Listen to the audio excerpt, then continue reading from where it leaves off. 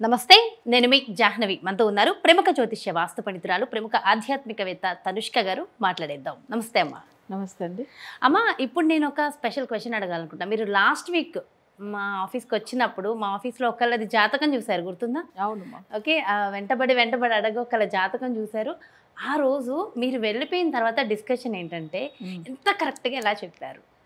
అయితే అక్కడ ఆ రోజు ఆ అమ్మాయికి మీరు ఏం చెప్పారు? చుట్టుపక్కల శత్రువులు ఉన్నారు, ఎక్కడో లేరు అని. సో అసలు ఇంత పర్ఫెక్ట్గా మీరు అసలు తన గురించి ఏం తెలియదు మీకు, ఏం తెలియకుండానే అంత పర్ఫెక్ట్గా చెప్పారు.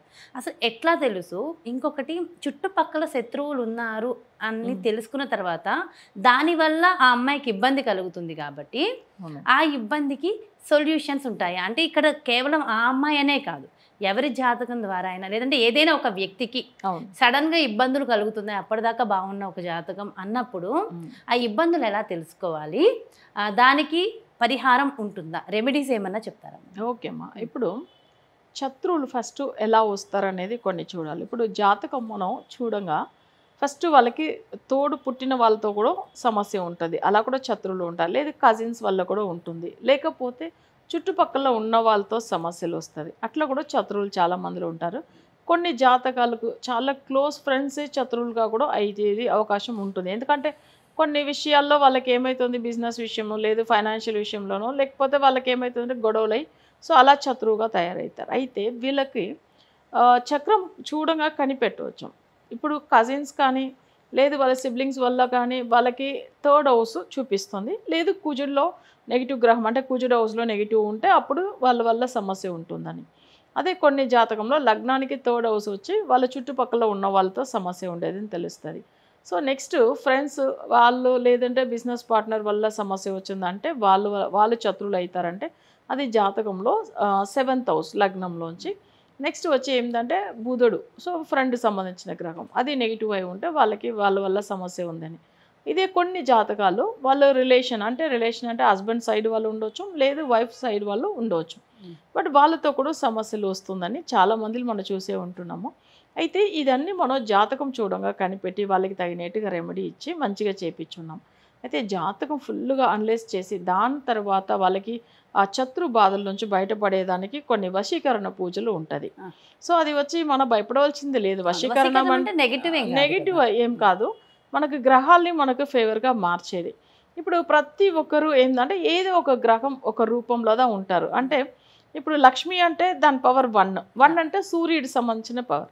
ఇప్పుడు ఆ లక్ష్మి అనే నేమ్లో ఉన్న వాళ్ళు అందరే వాళ్ళకి శత్రువులు కాదు కదా. వాళ్ళకి కొన్ని జాతకాలకు ఆ సూర్యుడు నెగిటివ్గా ఉంటే వాళ్ళ వల్ల సమస్య ఉంటుంది. అప్పుడు గ్రహాన్ని మనం వశీకరణం చేపిస్తాం. అప్పుడు ఏమవుతుందంటే వాళ్ళకి మంచిగా ఫేవర్గా అవుతారు. సో దానివల్లదా మనం వశీకరణ పూజలు చేయించేది, కానీ అది వేరే తప్పైన ఉద్దేశం అయితే కాదు. అయితే ఇప్పుడు ప్రతి ఒక్కటి శని వల్ల, అంటే ఇప్పుడు కొంతమందికి టైం అసలు చనిపోతున్నారంటే అది శని వల్ల చనిపోయేదని కాదు, శని రూపంలో శని డైరెక్ట్గా వచ్చి ఏం ప్రాణం తీసుకెళ్ళడు కదా. సో ఏదో యాక్సిడెంట్ వల్లనో, సో అట్లా ఒక పవర్. బట్ దాన్ని మనం జాతకం చూసి ఆ శత్రు బాధలోంచి బయటపడేదానికి మార్గం చూపిస్తున్నాము. అలానే నా క్లయింట్ కూడా వాళ్ళ శత్రువుల వల్ల చాలా సఫర్ అయ్యారు, దాంట్లోంచి వాళ్ళు బయటపడారు. సో మీరు కూడా వాళ్ళతో మాట్లాడవచ్చాము. నేను కావాలంటే మీకు ఒక్కసారి మాట్లాడిస్తాను నేను. ఓకేనా? సో ప్రతి సమస్యకి ఒక పరిష్కారం ఖచ్చితంగా ఉంటుంది. ముఖ్యంగా శత్రువులతో బాధపడే వాళ్ళకి ఖచ్చితమైన పరిహారం ఇస్తారు. సో ఆల్రెడీ సక్సెస్ అయిన ఒక స్టోరీ కూడా వినిపిస్తా అన్నారు కదా, వినేద్దాం మరి. హలో అమ్మా, నమస్తే. నమస్తే అమ్మా. అమ్మా మీరు, మీ పేరమ్మా? పేరు చెప్పేశారా? అంటే అమ్మ చూడండి, మా క్లయింట్ పేరు చెప్పరు అంటున్నారు. ఓకే అమ్మ, మీరు ఎలాంటి పరిహారం, అంటే ఏ సమస్యతో అమ్మ దగ్గరికి వచ్చారు? మీకు మీ పరిహారం ఎలా? ఫైనాన్షియల్ గా ఇబ్బంది ఎదుర్కొన్నానమ్మా, దానికి లక్ష్మీ కుబేర పూజ చేస్తున్నాను మేడం దగ్గర. ఓకే. మళ్ళీ మా అబ్బాయి హైయర్ ఎడ్యుకేషన్ మాకు ప్రాబ్లం అయిపోయింది. ఓకే. అదంతా మేడం గారు బాగా క్లియర్ చేసినారు. మా అబ్బాయికి జాబ్ వచ్చింది, ప్రమోషన్ వచ్చింది. ఓకే. మాకు కొంచెం బ్లాక్ మ్యాజిక్ చేస్తున్నారు, అది క్లియర్ చేయించారు మేడము. ఓకే.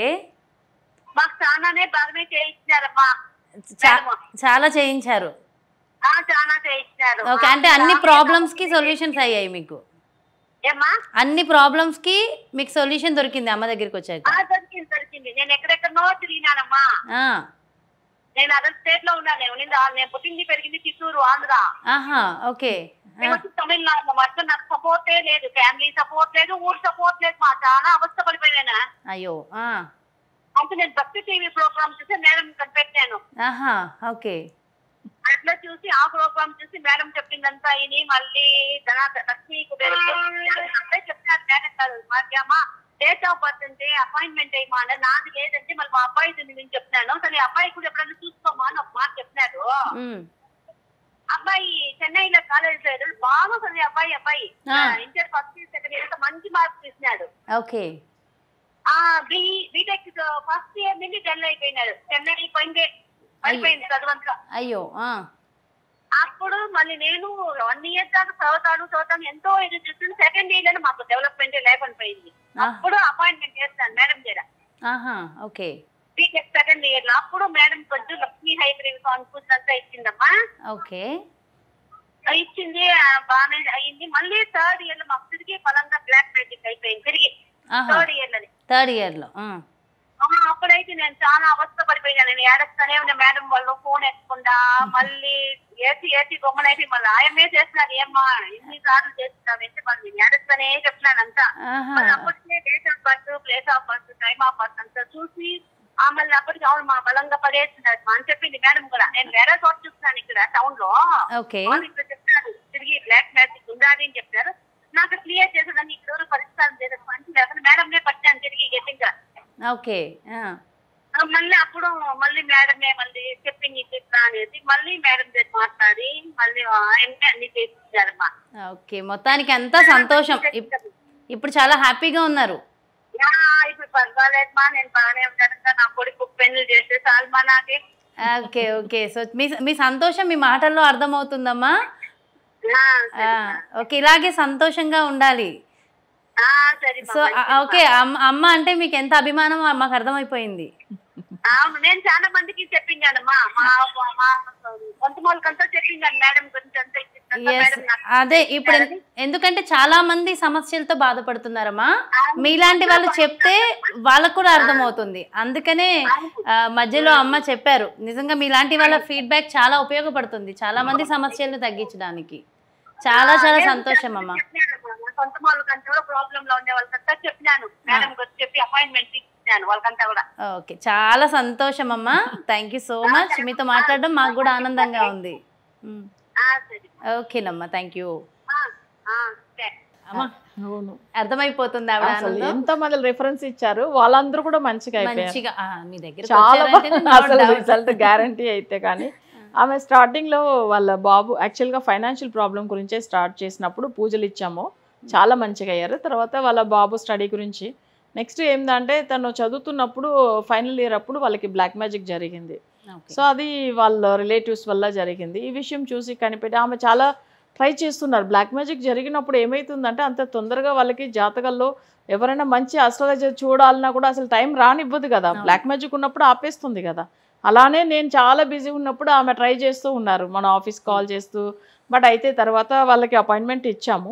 ఇచ్చిన తర్వాత వాళ్ళకి రెమెడీ అందింది. సో ఆ విషయం ఆమె చెప్తున్నారు.